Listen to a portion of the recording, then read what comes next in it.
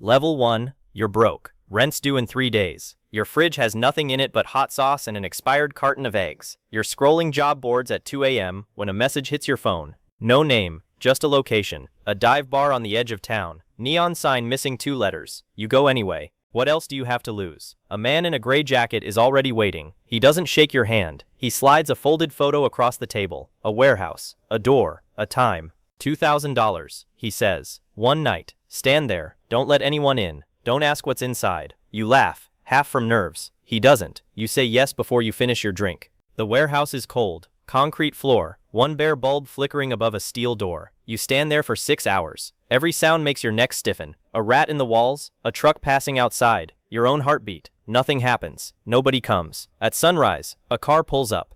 A hand reaches out the window and drops an envelope at your feet. No words. Just tires pulling away. You count it twice with shaking fingers. It's real. $2,000 for standing still. You walk home as the sun comes up, feeling something you haven't felt in months. Useful. You don't know it yet, but you just signed a contract with no name on it, no expiration date, and no way to quit. Level 2. 2 weeks later, your phone buzzes. Same blocked number. This time, it's not a door. It's a duffel bag, zipped shut, sitting in the trunk of a car parked behind a laundromat. Drive it across town. The voice says, "Don't stop. Don't open it. Don't be late." You don't ask what's inside. You already know better. 3 a.m. Empty streets. Sodium lights buzzing overhead. Your knuckles white on the wheel. Halfway there, headlights appear behind you. Too close. Too steady. Your pulse spikes. You take a turn you shouldn't. Then another. Then a third down an alley barely wide enough for the car. The headlights vanish. You sit there for a full minute before you can breathe normally again. You deliver the bag to a man waiting behind a shuttered restaurant. He doesn't count it. He just nods and hands you an envelope thicker than the first one. $4,000. Double what you made standing in that warehouse. You tell yourself this is the last time. You already know it isn't. Level 3.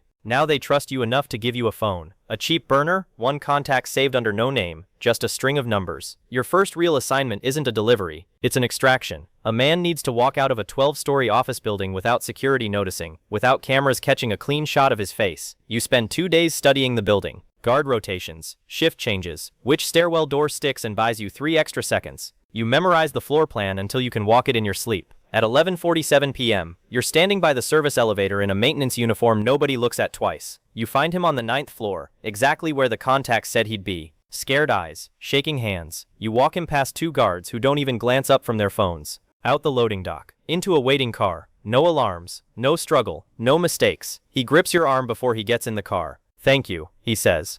You don't answer. You've stopped asking who these people are and why they need to disappear. You've started asking only one question. How much are you worth? Level 4. The money's real now. $10,000 a job. Sometimes more. You move out of your old apartment into a better one. Paid in cash. No lease. No name on the buzzer. You buy a gun. A month later you buy a second one, because one felt like a mistake waiting to happen. You start noticing exits in every room you walk into. Restaurants. Elevators. Your own hallway. One night, a simple job. Collect a payment, nothing more goes wrong in a stairwell that smells like bleach and old cigarettes. A man steps out of the shadows with a knife low at his side. You don't remember deciding to fight. Your body just moves a block. A twist. His weight hitting the concrete. 30 seconds later, he's on the ground groaning. You're standing, unhurt, breathing hard. You walk away like nothing happened. But something happened. Somewhere in that stairwell, you crossed a line you didn't know was there, and you can't walk back across it. Level 5. You're not freelance anymore. You're on a roster now. A crew of 5. No last names. Just call signs and burner numbers. Your first job together is a shipment protection run, escorting cargo across a border checkpoint that isn't supposed to be watched tonight. You wear a vest for the first time. It's heavier than you expected, and somehow lighter than the fear sitting in your chest. Halfway across the checkpoint, headlights cut through the dark. Then gunfire. Real gunfire, not warning shots. You drop behind the truck's wheel well, heart slamming, and return fire because standing still means dying. You don't miss. When it's over, the night goes quiet, except for ringing in your ears. One of your crew doesn't get up.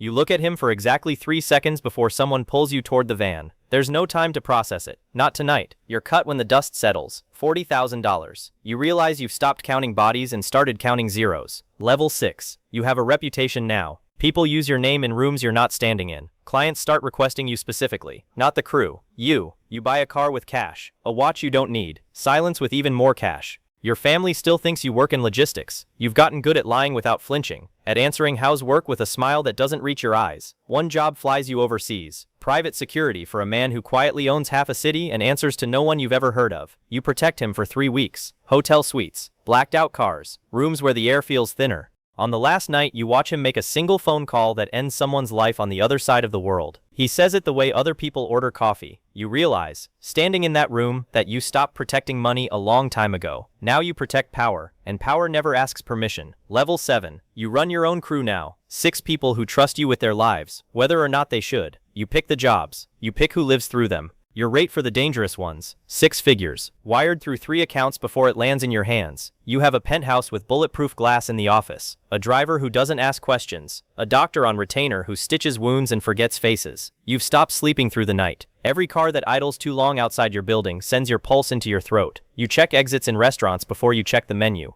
You check them in your own home before you check the mail. A rival crew tries to poach one of your biggest contracts. You send a message instead of a bullet. This time, it works. For now. You tell yourself this is control. It's actually a leash. You just can't see the hand holding the other end. Level 8. The call comes on a Tuesday afternoon, ordinary as any other. A job too big to say no to. 7 figures. 1 target. Someone government adjacent. Someone protected by people who don't officially exist. Everyone on your crew hesitates when they hear the number attached. You don't. You've done this too many times to feel the weight of what too big really means anymore. The plan is clean on paper. In, out, gone before anyone knows what happened. It goes wrong in the last 90 seconds. Someone talks. Someone always talks eventually. Whether from fear, or money, or both. Sirens, shouting. A scramble through a service tunnel that wasn't part of the plan. You get out. 2 of your crew don't. You spend the next 6 weeks moving between 3 countries, sleeping in different beds every few nights, trusting no one, flinching at every accent that isn't yours. The money's still sitting there, untouched. It doesn't feel like anything anymore. Level 9. You're not hunting anymore. You're being hunted. The people who hired you for the last job want you silent, permanently silent.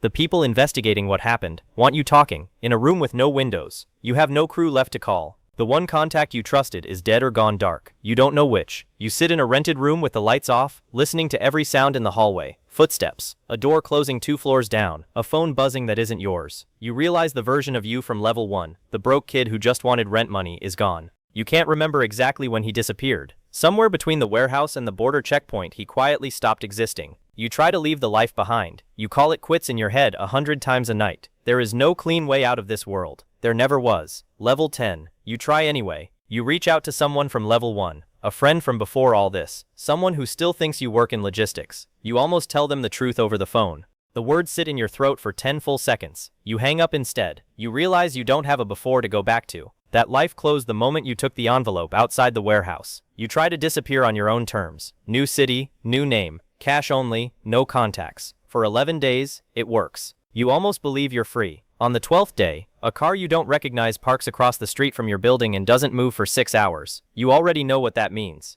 Final level. You get one last message. No name, just a location and a time. You know exactly what it means. You go anyway. You always go anyway. Some part of you needs to know how the story ends. The building is quiet when you arrive. Too quiet. You climb the stairs instead of the elevator, the way you were trained to, years and a lifetime ago. The room at the top is empty when you push the door open. You understand, standing there in the silence, that the meeting was never the point. You were the target the whole time. In the seconds before everything ends, your mind goes back to the beginning, the bar with the broken neon sign, the man in the gray jacket, the easy money that felt like nothing. You think about how every level felt like the last one, right up until it wasn't. Somewhere else, right now, a man in a gray jacket is sitting at a different bar. He's already found someone new, someone broke, someone scrolling job boards at 2 a.m., about to say yes before they finish their drink. The cycle doesn't end, it just changes faces.